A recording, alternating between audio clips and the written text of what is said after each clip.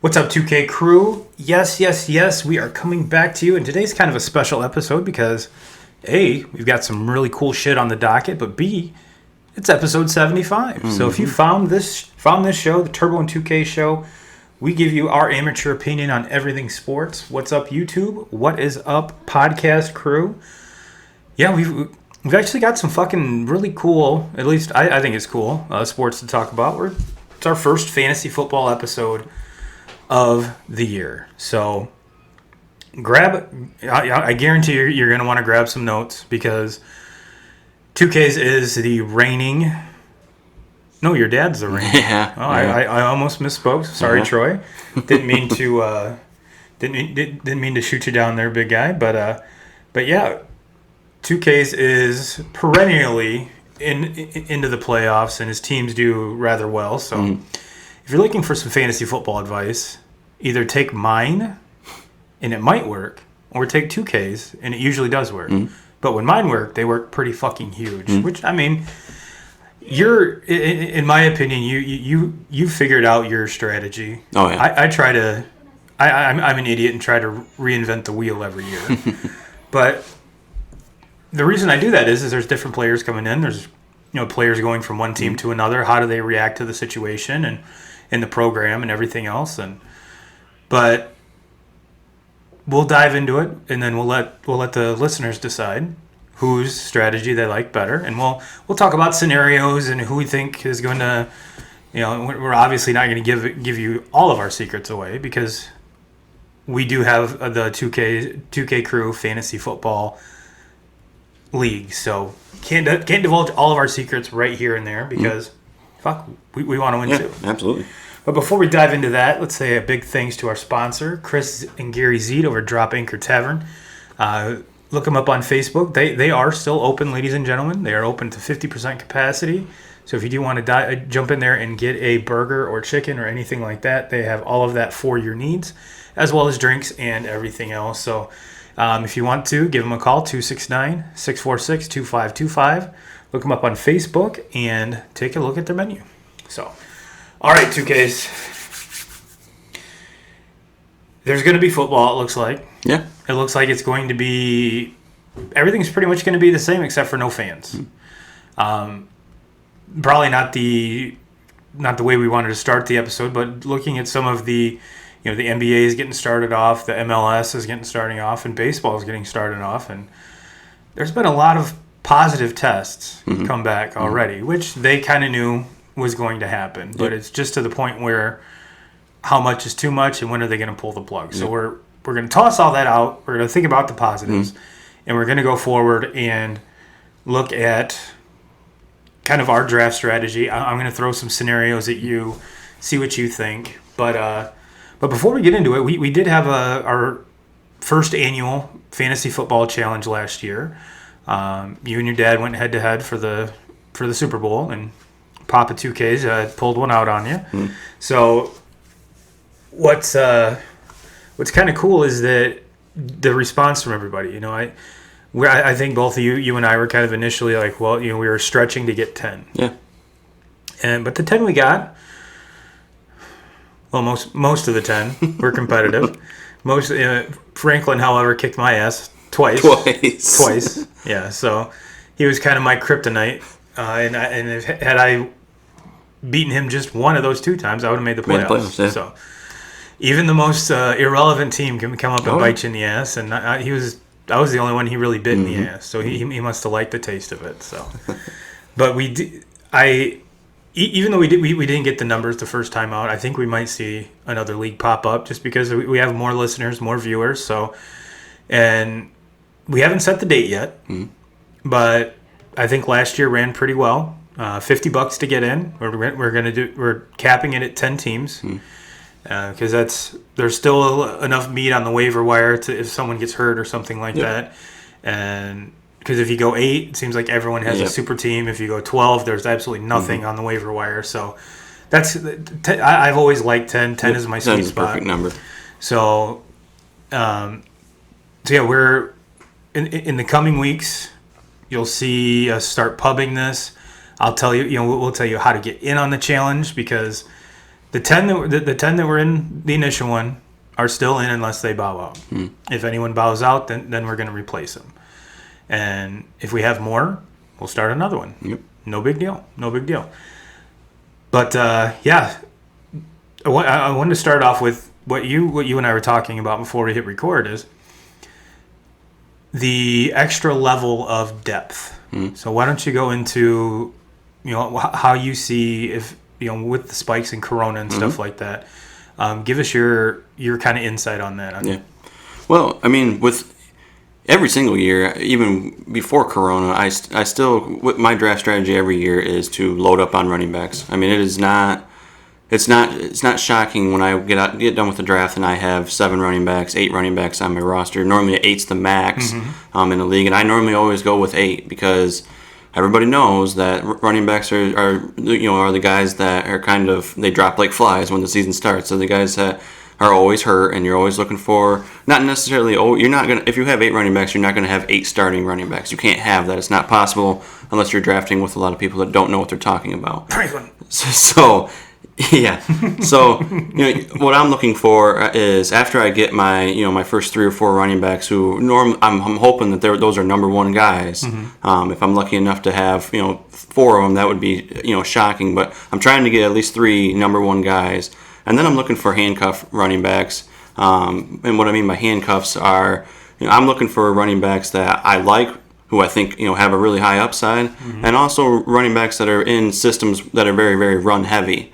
I'm not necessarily looking for a backup running back with the Patriots, who you don't know what running back's going to get all the carries.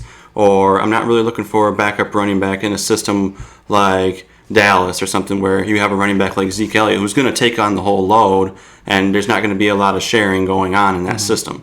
So in that, I'm looking for running backs more like with the Chiefs, who there's obviously they're going to run a lot of plays because nothing about their offense is slow. They're to the ball and they're running a lot of plays. So with that comes they're making a lot of subs where they're bringing in a new running back every 2 or 3 plays. So I'm looking for strategies like that. And then when you put the whole Corona into effect, that just kind of it almost changes everything, because now I've never been one that really looks for a backup quarterback or makes having a backup quarterback on my team very important. But this year I think is the most important year of all, because you can have your number 1 quarterback not have anything to do with injuries at all, but if he ends up catching the Corona, you're looking at 2, possibly 3 weeks of not having him. So you might have to take into consideration when you're drafting, looking for that backup quarterback, and that kind of goes for all positions too. You look at tight ends. Normally, most teams only run with 1 tight end on their roster. Some maybe with 2, but this year I think it's a little bit more important to maybe you don't get that 8 running backs on your roster because you're trying to make sure that you have legitimate backups for every single position. It's just, I don't know, it's something that I'm definitely going to need to look into more before the draft, and we have some time for it. But yeah, it's going to play a factor in teams with their drafting and with the waiver wire when the season starts. Yeah, I 100% agree with you, and it is Corona, I mean, with the Corona, you can kind of think of it as an injury because they obviously can't play. But yes, it's even if you go back to last year, and we saw the importance of having a good backup quarterback. Look at all the number 1s that went down, and you could see that with the exception of Pittsburgh almost made the playoffs with their 3rd string quarterback, which is phenomenal.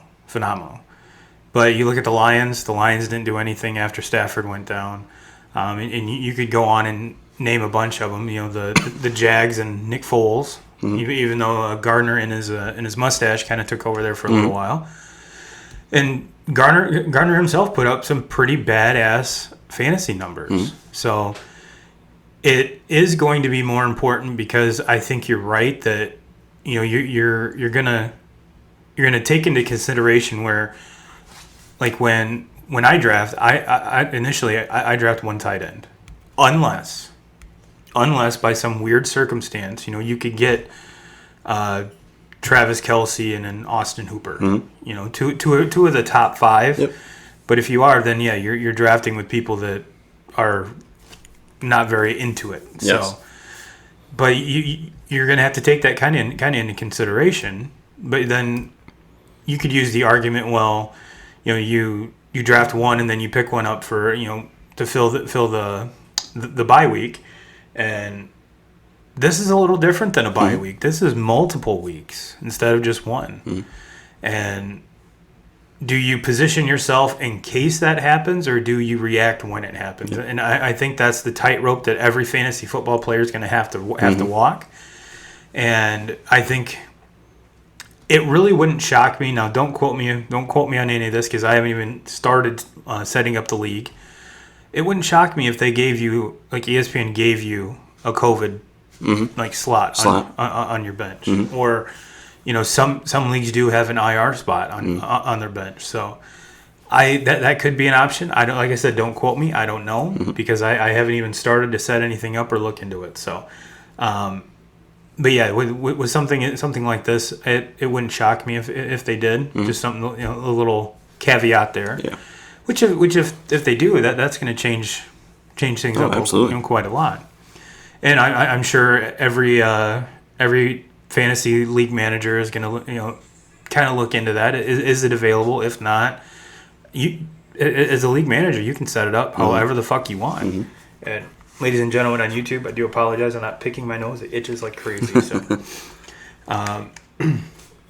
so let me throw a couple scenarios at you here, 2Ks, and I want to get your opinion.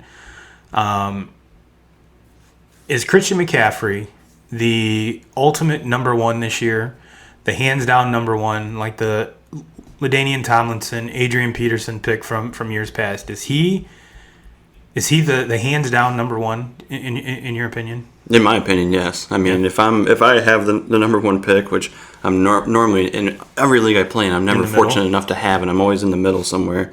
But if I had the number one pick, hands down. I mean, there's no overthinking this. No Zeke? No, and with the way that Dallas's offense is set up now, 4 or 5 years ago, their offensive line was really, really good, best offensive line in the NFL.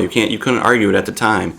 So then, and that was when Zeke was a rookie, and in Zeke's second year, they're not like that. Offensive line is not built like that anymore, and they're still a very good offensive line, but they're not built that way. And then having Dak, and now having 3 very legitimate wide receivers. Yep. I just don't see. I mean, we saw it last year, and people were hounding Dallas all the time about why Zeke only getting 13, 14 carries a game. Well, it's because their offense really isn't set up that way anymore, and their offensive line is not what it used to be, where you could just pound the rock 20, 25 times with Zeke. You really can't do that anymore. And people were on Dallas all the time last year about why aren't they running the ball? Why aren't they running the ball? Well, because they couldn't. You can't put yourself in third and long situations over and over again, and then expect you to have expect your quarterback to have success. So I think those days are behind Dallas. I still Zeke's obviously, in my opinion, he's a top 3, top 4 running back hands down. But number one guy, no. Christian McCaffrey is going to he's going to touch the ball more than anybody on the field every single game that he plays, because he runs the ball, he catches the ball like a receiver in the backfield. Shit, last year he threw a passing touchdown. That's very true. I mean, he can basically do everything. I know him coming into the league with his size and everything, we were kind of worried about injuries. I know I was, his rookie year and even his second year. But he hasn't showed, to be injury prone at all. He's always healthy. He's always on the field. So therefore, I think he's the hands down first pick. Even with the coaching change? Absolutely. I would tend to I asked that just because I wanted self-confirmation, because when if I'm a coach and I have that weapon, he's going to get the ball more than yeah. And getting back to Dallas, they have a coaching change. I'm kind of curious to see how that all pans out. And so there's even some of the top running backs. You look like Leonard Fournette. Who knows what's going to happen with him? Alvin Kamara. He was kind of banged up and kind of underutilized in New Orleans last year. And then you have on top of that a lot of not a lot of rookie running backs, but I think there's 3 or 4 of them that are going to make a pretty big impact by the time the year is done. And and still our dude from last year, Jonathan Taylor. I think that just his ability, and you don't run for that many yards in college and it doesn't It just has to come through in the NFL at some rate. Yep. You have Swift, and Yep. there's, he could be the one that kind of opens that Lions offense up so that Stafford doesn't have to throw for 5,000 yards every year. And maybe they start getting a 1,000-yard rusher in Detroit, which is It's what they need. It's what they need. They've needed it for years. Yeah. And it's kind of like the Lions haven't gotten a running back since Barry, and the Dolphins might have gotten their first quarterback since Marino. So maybe those two kind of cliches can become busted this year. And speaking of Mr. Tua Tagovailoa down there in Miami, if you had to choose one of the one of the first year quarterbacks, who are you taking? Man, because you got Burrow in Cincinnati, and they're kind of their offense is getting there. Yeah, absolutely. He has a lot of weapons, but not like superstar weapons. Now, if AJ Green comes back healthy, I think that's a whole different story because now you have that number one, and they drafted a receiver as well, so that could really open up that. And you got Joe Mixon in the backfield, who's a legit number one running back. Or you go with like a Justin Herbert, perhaps, or Tua. Yeah. And I think the Dolphins kind of drafted, and everything is leading up to Tua starting week 1.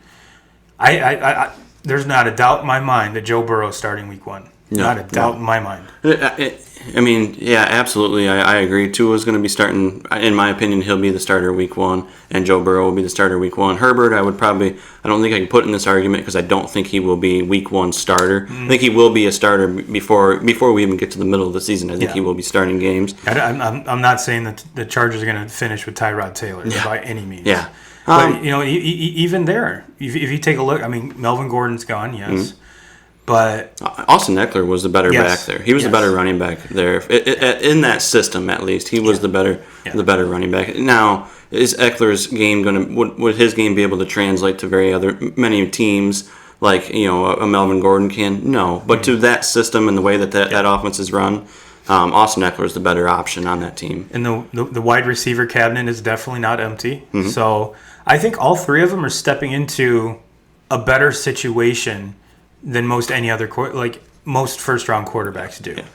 I think we can safely say that, barring injury, Jordan Love will not see the field this year. No, because I don't think A-Rod's going to be going anywhere anytime soon. Like I said, barring injury, or getting back to the Corona. I mean, that's that.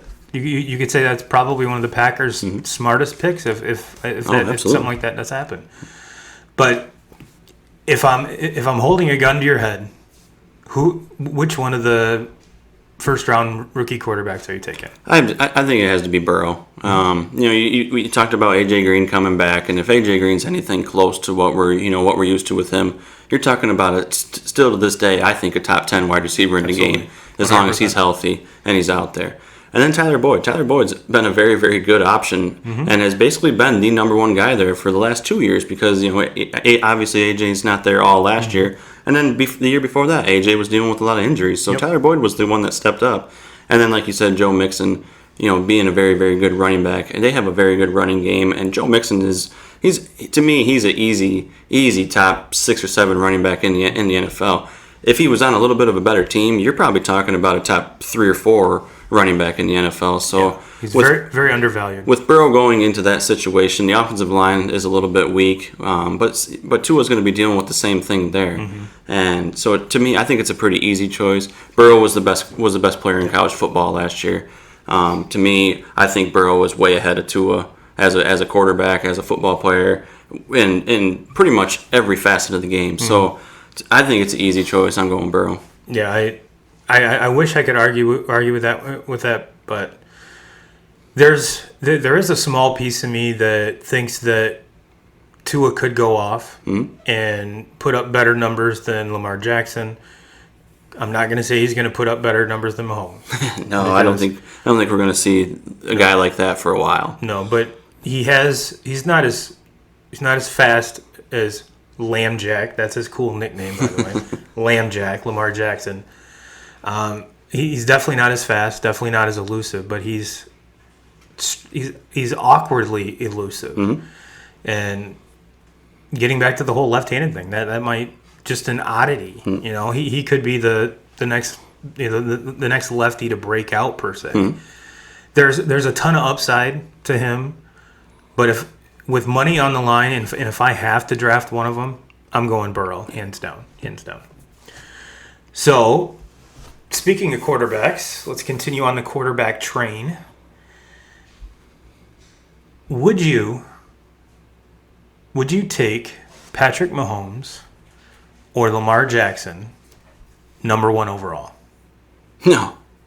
I wouldn't take either one of them in the first round. I mean, not even if I had the 10th pick and was doubling up. I just can't do it. I mean, Lamar Jackson not even in the conversation for me. Patrick Mahomes I would maybe think about possibly, but at the end of the day, no. There's just, to me, you have your choice at about, looking at this list, and this is every season. You have your choice at about 15 running backs that are, you really can't, you can miss on them, but the safe running backs to pick. You have about 15 of them in a draft. And then once you get past that, your options are very slim. It's almost a guessing game. I mean, you're kind of guessing and you hope that you hit. You're playing the lottery with about 15 more backs in the draft total. Yep. With quarterbacks, you were going to have your top 2 guys. I mean, for years it was Brady and Rodgers, and now the torch has kind of been passed on to Mahomes. And with the year that Jackson had last year, you're putting him in that. But there are so many other good quarterbacks, and you might not be getting weeks of 70 plus points and on for your fantasy team, or in some leagues scoring system, you're getting a quarterback that's putting up 40 or 50 points, like huge numbers like there. But don't be fooled by those numbers, because you're going to see Mahomes put up huge games like that, but you're also going to see Mahomes have games, because I watched it last year where he would have 2 or 3 weeks where he was just right in the middle of the pack for quarterbacks. Well, you can't afford to use, in my opinion, a top round pick or a second round pick on a guy that's, he's not doing that every single week. You see like a couple of those big time 70-point games out of him where he's just going off, and I think that you kind of get that stuck in your head, and you think that he's doing it all the time, when really he's not. There's plenty of other quarterbacks in the league that are going to give you consistent numbers and be right around the same. I mean, shit, Jameis Winston was... He's your boy. Dude, everything he does on the field looks like shit. He throws more interceptions than anybody, but he fucking throws the rock all over the place, and normally he ends up with 3 or 4 touchdowns, and he normally always throws for about 400 passing yards in a game. So, I mean, interceptions are only -2. So when you look at the big picture on it, I mean, to me, there's so many more quarterbacks that you can find in there. I mean, the name goes on. I got to look at my quarterback list, but there's just so many more, consistent guys there. And to me, if you use one of those first round picks or second round pick on a quarterback, you're wasting, an opportunity at a very good running back, or even for some leagues, some like a PPR league, you're wasting an opportunity at one of those, top wide receivers. Yeah. And I mean, you can have the best quarterback in the league on your fantasy team, but if you don't have, depth at the running back or the receiver position, you're not going to make it very far in your league. No, and this is something that you and I were again talking about before we went live here, is that there's more quarterbacks that put up median numbers than running backs that do. Mm-hmm. So when you're doing your first round picks, or your first probably 3 rounds, and yes, we all know that one guy in the league that is going to take the quarterback first. It's going to happen. And then there's going to be a rush on the top 5 quarterbacks, but I always like when that happens, because, absolutely, and I want. I'm inviting it because I want those picks at those running backs. That they passed over on. These are the names right here. These are the names that come after the top 2. You have Dak Prescott. I mean, you don't think he's going to have games where he puts up 60, 70 fantasy points, because he's going to. Yeah. Consistently, is he going to put up the numbers that Mahomes does? No, but he's still going to he's going to put up a consistent number with the targets that he has, and then you get through that, and you got Deshaun Watson. Yeah, he doesn't have his number 1 target anymore, but I had Deshaun Watson last year, and both years or both weeks he took a shit is when I played fucking Franklin. And then after that, you got Russell Wilson. Then you have Tom Brady. Tom Brady in a new offense now. Tom Brady with maybe the best weapons he's ever had. So I like him. Carson Wentz. All his receivers were fucking dead last year. Now he's got everybody healthy back. You got to think he's going to put up big numbers. Matt Ryan's always consistent. Drew Brees. We were talking about Drew Brees being an MVP. Which, in my opinion, if he wouldn't have broken his thumb, we had a legitimate shot. And I was the one that called that that are way too early preseason picks. I said that, and this is before I even drafted him on my fantasy team, and I got him in like the 11th round last year. And he was very serviceable, and he even outplayed Deshaun Watson after he came back. But no, there's another quarterback to look. In my opinion, look the fuck out for Kyler Murray. Yeah, he's taking Deshaun Watson's best wide receiver now. And he was a rookie last year, and I thought he had a really good rookie season, kind of under the radar, but didn't have a lot of. Because Arizona sucked. Yeah, Arizona sucks, but he didn't turn the ball over. He took care of the football, and he still has Larry Fitzgerald. He still has Christian Kirk. Now he's adding arguably a top 2 wide receiver in the game. Arguably the best one. Yeah, to me, Michael Thomas is number 1. I have Hopkins right after that. So you add that into it.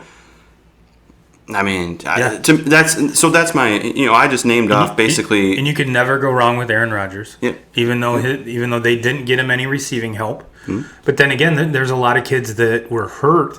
Again, like the Eagles, but Aaron Rodgers dudes were hurt all fucking year. So partner that with there's not a big training camp this year. There's only going to be 2 preseason games, which thank Christ, because 4 of them was just. At least 2 of them, the players and everyone just fucking made a mockery of it. Granted, you did get to see some of the second round dudes and some. Yeah. There was some dudes that made their contract because of those games. But all in all, I think 2 is fine.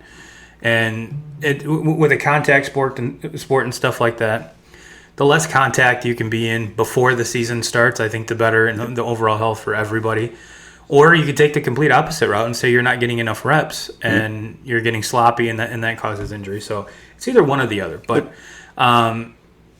again, you can never sleep on Aaron Rodgers. You touched on Josh Brady. Allen. Look what Josh Allen did. Josh Allen had an amazing sophomore season, and he's basically a rushing touchdown every Sunday. He at least gets 1. Yeah. So he's another big body like Cam. And there's it right there. You just named off another name, Cam Newton to New England. that look out for that. To me, with him being with Belichick, you can't tell me that there's not going to be certain goal line schemes that are just for him. Basically, he's the best fullback in the league. Yeah. Just let him power it in, and he might. It would not shock me one bit if he leads the league in goal line touchdowns. The only thing that scares me with Cam going to New England is. Who's he going to throw the ball to? Edelman? Yeah. But then you look back on all of his receivers in Carolina. Yeah, when's he ever really had him? Steve Smith? Yeah. And a year or 2 of Kelvin Benjamin, and he never really amounted to what he was supposed to be anyways. And Cam was Cam before McCaffrey got there. So, I don't know. In Cam's defense and in his MVP season, they had a badass running game, and they ran that option to perfection. So, is that something the Belichick's going to have to at least look at and adopt? Or, we're sitting here talking like he's already won the job. Yeah. True. Jared Stidham. Yeah. Could be. I know sports card wise, Jared Stidham cards they were astronomical, and then all of a sudden. Cam said not too fast. Yeah, he's like, no. Cam's like, watch my cards go up fast. And that's another one not to sleep on is Daniel Jones. Absolutely. At this time last year, we were fucking making fun of him. And the dude did not have a bad season overall. And, that's another team that kind of beefed everything up. So in a very, very winnable NFC East, I think that Danny Dimes is not a bad option either. And of course Saquon. Yep. And I think with the progression of Daniel Jones comes the even more badass version of Saquon you're going to get because they can't stack the box because he's going to be throwing the ball all over the yard, which he can and showed that he could. Yep. So getting back to our point is there are so many quarterbacks that is it now granted in the 4th round, if Mahomes is there, fucking take him. Oh, absolutely. Yeah. If Lamar Jackson's there, fucking take him. Yeah. It's all timing. It's all a timing thing. But in a perfect league, or I shouldn't say perfect, but 98% of the leagues that's not going to be. I'm going to go out and say probably 50% of leagues out there, Mahomes is going to be the number one pick. Is going to be the number one pick, and the guy picking second is going to be like, thank fucking Christ, give me McCaffrey, and let's get on with the draft. Yep. So we kind of touched on it a little bit. Are you a believer in Cam in New England? No, not 100%. Not 100%. He's not a guy that I can walk into a fantasy draft and take him as my number one quarterback, and he would be like my second option at a quarterback with the potential to go on and be, my number one guy. Like, say I drafted one of those guys I just named off, somebody else, I'll just throw out Josh Allen. Josh Allen, I draft him in the 11th round. He's there. I draft him. That's going to be my quarterback. And then I get to Josh Allen's not a for sure thing. I mean, there's people are probably screaming at me right now, like, hey, who the fuck would take him? Well, I'm just throwing out a name, so I'm not going to give you all my answers. Yeah, of course not. I have Josh Allen. So then I'm looking at getting into round 13, 14. If Cam Newton is still available, which I don't think he will be because of his name, and there's just too many guys that draft by name. Yeah. They see the big names like. For instance, him and Rob Gronkowski is going to be a big name that I think jumps off the board really early this year. And it could be good and it could be not good. We just don't know yet. But there's no way I could take Cam Newton in a draft and walk out of that draft feeling comfortable like I got my guy. Right. I named off too many quarterbacks already that I would take over Cam. Now, Cam's a sleeper for me, like I said, 13th, 14th round. Yeah. If I could stash him on my bench for the first couple of weeks, get kind of a feel on what he's going to do in New England, and then maybe he goes off in those first couple of weeks, then I slide him into my starting spot. To me, there's too many question marks. Yep. It's a new system. He signed late, even though they haven't been really able to work out, but he hasn't had the playbook. Yep. Injuries. How healthy is he? Mm-hmm. I think that's the reason why he went unsigned for as long as he did, because no doctors could see him. Yeah. So, do I think it's a smart sign by the Patriots? Absolutely. Absolutely. You got him for nothing. $550,000 guaranteed. Yeah. Him and I want to remember the stat correctly. Him and Jameis Winston are making less than, who the fuck was it? Fuck, I can't remember. Just scratch that stat. But yeah, between the two of them, they're making $1.5 million. It's chump change. Yeah, and smart signings for both teams. Both teams. But to me, there's just too many unknowns. Like I said, who's he throwing the ball to besides Edelman? Mm-hmm. Like you said, smart signings for both teams in a year where, coronavirus is going to be a question mark. And if there's any season at all that the backup quarterback is more important than any other season, it's going to be this season. Like, there's question marks on teams in the NFL. Like, you can't afford to have your top quarterback go down, and you have to go to, some fucking, I'm just going to throw out a name, sorry, Scott Tolzien, but I'm going to throw you into it. Like, you can't afford. Where the hell did you pull Scott Tolzien from? But you can't afford to throw somebody in like that for 2-3 weeks of a season. Right. Because you can't afford to lose. You can't just give games away in the NFL. No. If you do that, there's a chance that you're going to miss out on the playoffs because of that situation. So you have to, I like the teams, that have, the Patriots bring in Cam Newton, and then, no knock on Stidham. There's, whoever is going to be the backup there. It's an important role. 4 fucking passes. Yes. And one of them was a pick six. Yes. So to bring in a guy like Cam Newton to, kind of, upgrade that quarterback room, whether he's the starter or not, it still gives you a good feeling to be like, hey, something doesn't go right here, or he ends up, testing positive. We have a guy like Cam Newton that we can come up with the backup. Same thing with, I'm throwing out Dallas just because Dallas is my favorite team. Well, they have Dak Prescott. We know Dak's not going anywhere. He's going to be the guy this year. But they back him up with an Andy Dalton. I mean, a very good, very solid quarterback. For a very reasonably priced contract. Yes. So to me, it's very. I think the backup quarterback situation in all around the NFL this year is going to be probably more important than it ever has been. I think the one that's going to benefit most is going to be Jameis. Mm-hmm. Sitting behind Drew Brees, he knows he doesn't have. There's no pressure on him. Mm-hmm. Be a sponge. Learn from a first ballot Hall of Famer, because he was thrown into a really bad Tampa situation right out the gate, and was just expected. And he had a lot of success in the beginning, and I think that was kind of. It didn't have the right learning curve to it, and that led him to be the turnover machine, like you spoke about. To learn from one of the most accurate passers in NFL history, where to see those windows, where do those windows open up, when's the timing for these windows. I think it's, to be honest with you, Jameis should just take no salary for the whole year and just sit behind Breeze, and that be his payment. Because Drew's going to have to move on sometime. Oh, absolutely. You know, him and Tom are not going to be playing forever, even though they think they can. Mm-hmm. But yeah, just to sit, I know it's a wasted year of Jameis's career, but his career was going down the shitter. Mm-hmm. You know, at his age, and he finally gets LASIK to kind of help with depth perception. That whole thing kind of floors me as well. Yeah, but we've never really talked very well about Jameis and his decision making. It's very true, very true. But I think if he takes this could be a resurrection in his career and an absolute godsend for him. Mm-hmm. So that I think he's going to benefit the most.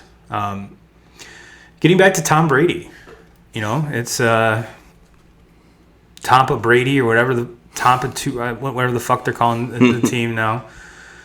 You know, you've got him and Gronk and possibly one of the best wide receiver duos, probably some of the deepest tight ends out of all the league now. Even though I think one of them has requested a trade. Yeah, now. Howard has, and which I really don't think with Howard you've even scratched the surface of how good he actually is. If you remember him in Alabama, he was a fucking stud. Look at both those national title games. Oh yeah, shit. Absolutely. But I just really don't think that Jameis used the tight end the way that. Obviously, Brady does. Mm-hmm. You know, Drew Brees. Pretty much all of the Hall of Famers use the shit out of their tight ends. Look at how many tight ends Peyton Manning made famous. Mm-hmm. So don't tell me that that's not. There's too many of them that have done it and been successful doing it using the tight end. So it's probably going to be one of the best offenses Tom's ever played in. Absolutely. Is either receiver or Randy Moss? I don't think so. No, but. There's only one Randy Moss, but I think collectively, they should be the best offense that Tom's played with. I think so, too. Now, you and I mentioned our buddy Kurt, big Browns fan. Would you, let's put it this way. If I gave you one, you had to pick from one of the Browns players, Baker, Chubb, OBJ, and who's the other? Landry. Which one of those four are you taking first? Chubb, hands down. And then number 2. I'll tell you what I'm not going to fucking do, because I did it, and I played in I think 4 leagues last year, and in 2 of them I took Baker as my quarterback. Nah, I'm not saying I stretched early for Baker. I drafted him, where all the other quarterbacks were being drafted. But I'm not making that mistake again. No. He fucking is Garbo. And then after that, I'm not taking Beckham where I think Beckham is going to be drafted, but Landry where I believe Landry will, around the area where I think he will be being drafted. And I'm saying, after 10, 11 rounds, that's where I think Landry's going to fall off the board. So in that case, yes, I'm looking at Landry. He would be number 2. But Nick Chubb, I'm looking at him in the first round. Mm-hmm. Like, he's a first-round running back. He's a first-round draft pick in every draft, in my opinion. So I'm definitely looking for him there. And even if I don't get it, if people are against him in the first round, he's a definite second pick. Like, he does not get through the first 2 rounds of a fantasy football draft. No, and he's very undervalued, underrated. Mm-hmm. And, yeah, I've had him on my team the last couple of years. I mean, there's right there. And also you have to remember that Kareem Hunt is also there. And that could steal, could possibly steal some carries. But Chubb's the better option there. To me, there's no argument. And if there's anything that Cleveland did wrong last year, and they did a lot of shit wrong, but they didn't give the ball to Chubb enough. No. No. And games where they did give Chubb the ball, they normally won. Now, is this Baker's put up or shut up year? Absolutely. I couldn't agree. There was a lot of people that said it was last year. Yeah. I don't know how much better weapons you can get this kid. No. Granted, the offensive line isn't great, but it's good enough to run the football a lot because Nick Chubb's had a lot of success. Last year when Kareem Hunt came back, I really don't think that Cleveland fans got to see what Kareem Hunt can do overall. You can put him in the slot, you can put him out wide, you can put him in the backfield. Granted, I didn't watch a shit ton of Browns games. Actually, I probably didn't watch any last year. But just judging by the stats, I don't think that Cleveland fans got to see the true potential to what Kareem Hunt could be in that offense. So we talked about backup quarterbacks just a few minutes ago, and last year with this awful of a season that Baker had, there really wasn't another guy there that was going to challenge him to possibly take his position.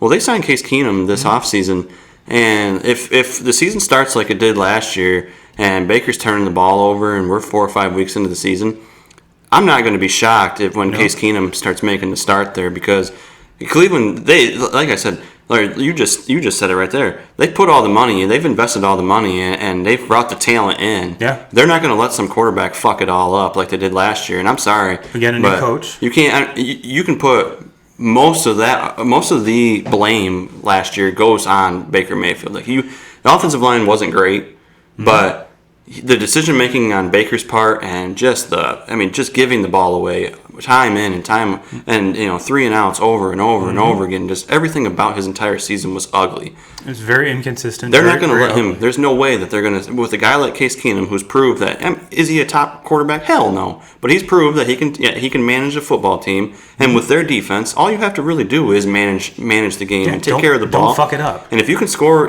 put up 20 points on the board, you're probably going to have a good chance of winning a lot of games with that defense. So, to me, they're not going to allow Baker, and I think that's why they signed a guy like Case Keenum is because they're not going to allow a Baker Mayfield to fuck it all up for him like he did last year. No, and speaking to our buddy Kurt, him and I were talking Saturday, and he fully expects by week 3 or 4 the Case Keenum to be starting, which for he was a huge Baker guy, of course.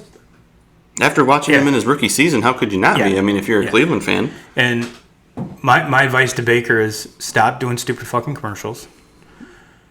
I don't care if your house quote unquote is the stadium. I don't want to. Those commercials are stupid. Focus on especially football. when all those commercials were being aired at the same time that he was playing like fucking ass every single Sunday. Well, that's usually what happens is when dudes take too much time and do too many ads, their game goes down the shitter. And you see them you're like, man, if you did just spend half this time in fucking practice or something, I don't know, you might have won more. And what was so fucking annoying with him last year, not to get off topic, but what was so fucking annoying was he was playing awful, and obviously, the press was giving him a hard time, but the way that he handled it, and it just shut the fuck up. Take the blame because all the blame is on you. Like everybody in the locker room is looking at you because you're the one that's playing like shit. Take the blame. Be the leader, which every single team that is successful, the quarterback has to be the leader. So be that guy and just shut up and do your job. But he was too busy arguing back and had a smart ass comment with everything. And he just all he did by doing that was just put a bigger target on his back every single week. I think he probably was the only person in the whole entire world that was thankful that Myles Garrett took some of the fucking brunt off of his shoulder and just made the storyline not about him. Granted, what happened with Garrett was unspeakable and should never happen again. But I'm pretty sure he was like, thank Christ they stopped asking me questions. No shit.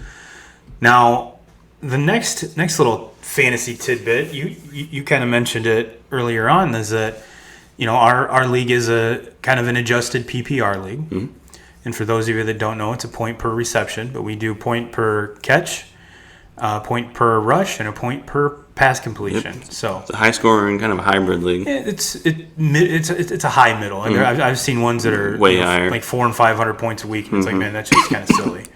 But receivers, this was a wide receiver heavy draft, unless you're the Packers. Are you buying stock in some of these younger receivers, or are you more apt to wait a year and kind of get a feeling for them, or judging by where some of these top guys landed? I think they could have a real shot to make a real good impact. Are they going to be a number one right out the gate? I don't think so. But would they be a valuable fantasy option for someone? We're talking like CeeDee Lamb. Who are some of the other kids that went off the board first? Jerry Jeudy, Henry Ruggs. List T. Higgins. And, to me, in my opinion, I never really. This is going by my strategy, so people can take it how they want to take it. But this is where you get your pen and paper out, ladies and gentlemen. My strategy is I'm willing to stretch, into the top 3, 4, 5 rounds for running backs, rookie running backs, young running backs, as long as they're in the right system. And obviously, all I can really gauge them by is what they did in college. Right. But if they're in the right, runnings, more of a run-heavy system, or where there's not, a proven vet that has that job to his own, then I'm looking at that. But to me, with wide receivers, I have a really hard time stretching, where stretching up into the top, 8, 9 rounds for a rookie wide receiver, just because you haven't seen anything. And a lot of times, as far as the whole route running, you can get away with a lot of things at the college level. And then when you get to the NFL level, your athleticism is not going to carry you like it did in college, where you better be a very good route runner. You better know timing and everything, and you got to learn all that. And it's very hard for rookie wide receivers to come into the league and have all the timing down and have everything down with their quarterback, and especially in a season like this, where off season, where we're really not being able to even play together at all. So I always kind of steer away from those. Now, Jerry Jeudy or Henry Ruggs or CeeDee Lamb or a name like that is there, and we're looking at in round 12, 13, 14. Okay, then I'm willing to maybe take that chance on one of them and see where it goes. But when you're looking into the top, for instance, I'm just going to looking for a wide receiver in the top 7, 8 rounds.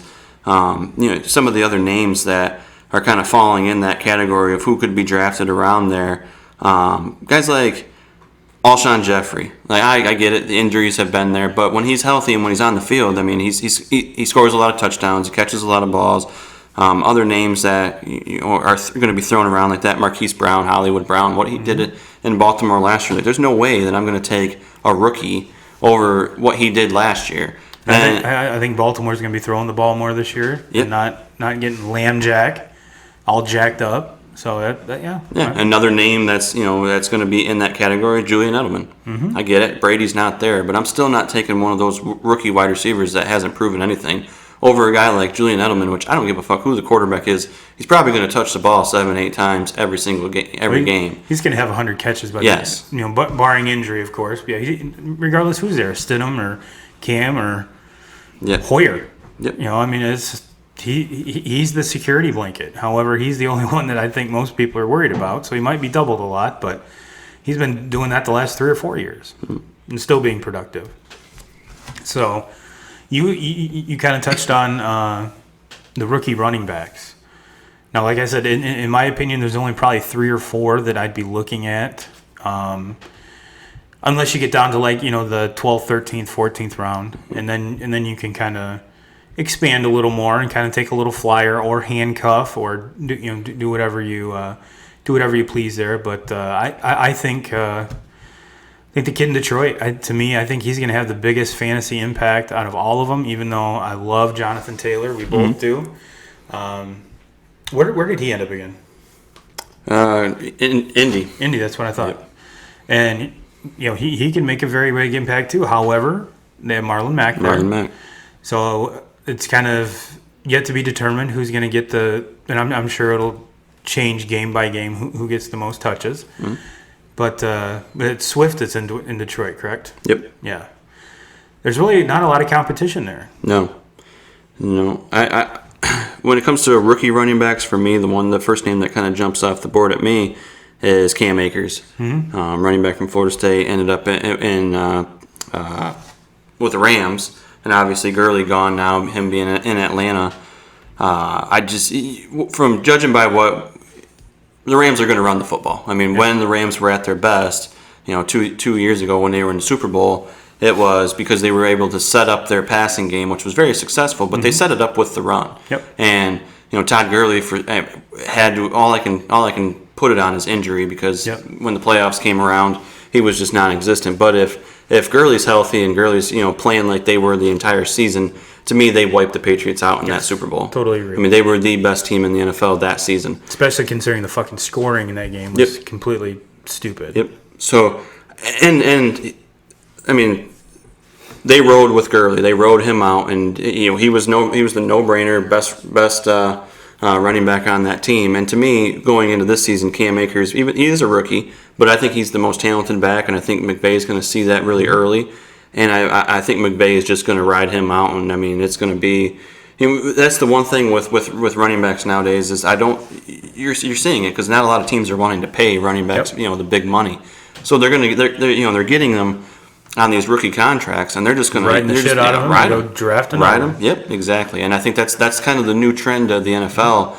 And with a guy like Sean McVay, that's where their success comes. They're going to run, they're going to pound the rock, and then set up easy passing situations for Jared Goff, who I don't think Jared Goff is a top tier quarterback by any means. But if you have a very successful running game, it's just going to make everything on his side, his reads and everything are going to become so much easier. And last year, he was kind of exploited a little bit, and in my opinion, that was because they didn't have the running game that they had with Gurley when he was healthy. So they more often than not, they were putting the ball in Goff's hands and trying to let him win games, and that's why they were not a playoff team, why they were not relevant, down the stretch of the season, is because Jared Goff's just not that quarterback. He's not that quarterback where you can put the ball in his hands and let him throw it all over the place. You have to have your best player has to be your running back and kind of set him up, and because they have weapons all around. Yeah. So once it's just a matter of the quarterback situation there is just not it's not. It's got to be set up by the run, and I think Cam Akers is going to be the best rookie running back out of this class. And I think getting back to Jared Goff is that he came out of the gate and with Melvin Gordon, and they had a lot of success. And I think that maybe he didn't have to. He had to go through some growing pains in order to be a better quarterback. And I think last year was the growing pains, and I think we're going to see a more established, more confident, more just overall better version of Jared Goff this year and going forward. So I'm still not giving up on him. I really like Jared Goff. I like he can chuck the rock, but you're right. The way in that Sean McVay offense is that everything is predicated off play action. Yep. So when you don't have a running back that's worth a shit, so that you can play action off of, then it kind of your team's going to be kind of flat, which is what the LA Rams were last year. Yep, absolutely. Now, let's see. What else did I want to run by you? What is which this has kind of been your MO as of the last few years. Out of 10 picks, I think you and I can both agree, I would much rather be number 1 or number 10. Yep. So that you can double up on picks. What advice would you give the 2K crew if you're pick 5? When you're right in the middle, and now I would be much rather I'd rather be pick 5 than pick 3 or pick 7, because you're constantly getting that same in the middle. It's easier to gauge where which players you think are going to be taken ahead of you, so you can kind of set your strategy up a little better. That's my opinion for pick 5. But what are your thoughts on picking right smack dab in the middle? I don't necessarily ever change my strategy. I mean, I'm always looking for running backs. Running backs are the first thing, and then obviously if you get into that situation where my first pick is going to be a running back. It's going to be. I'm not going to trick you on anything. My first pick in the first round is always going to be a running back. And then on the way back, I would like my second pick to be a running back also. But if there's that big name, I don't think it's ever going to happen, but if that big name like a Michael Thomas is still on the board, or Devontae Adams is still on the board, some of those big wide receivers, they're going to make me think. They're going to really make me think, and it's going to be kind of kind of a decision that I'm going to have to make, especially when I'm in the middle of the pack, because that's why I like being at the beginning or the end, because you're almost, when you have the first pick or the 10th pick, you're looking at two. You're going to have two picks. So I like that feeling, knowing that, okay, I'm going to get both of my guys. So when you're in the middle, you're kind of, you're having to make that decision. I don't like being in the middle because I think there's just not enough time between my picks to really start thinking and seeing. But at the same time, when you're at the top or the bottom, you see a lot of your guys go. Oh yeah. When you're in the middle, you don't see as many guys go. But I'm not changing my strategy. Like, I'm looking for running backs. That's especially rounds 1 through 3. I'm looking for running backs, and I'm not afraid to have my first 3 picks. Like you said, our scoring system is different. So you get a point for every single carry. So obviously running backs are going to be huge in ours. I can understand not taking my strategy, and you have to be able to change your strategies for different scoring systems. On the fly. Yes. Yeah. I mean, because I play in leagues also that are PPR leagues, and so then wide receivers are just as valuable as running backs in those leagues, because you're only getting a point for every reception. You're not getting a point for basically every touch like you do in ours. Right.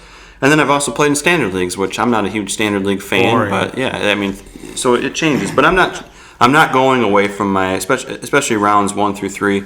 I'm looking for running backs, and if I think that one of those top end running backs who is a starter in my opinion, is going to be the starter all season, is going to get 20 carries in a game, I'm fucking going with that guy over the wide receiver that, he might put up huge numbers, but also wide receivers have a tendency of kind of, once you get past the first 4 or 5, you can get wide receivers that, they might put up numbers for 2 or 3 weeks in a row, but then all of a sudden for a week or two they kind of go back and they get you nothing. They come up against that team that has a lockdown corner that follows them all over the field. Solid top end running backs are going to get you consistent points week in, week out, and consistency is what wins fantasy football leagues. You have to be consistent. You can't chase the guys like Patrick Mahomes and the big sexy numbers where they throw 70, 80 points out. You can't chase that. You have to take consistent.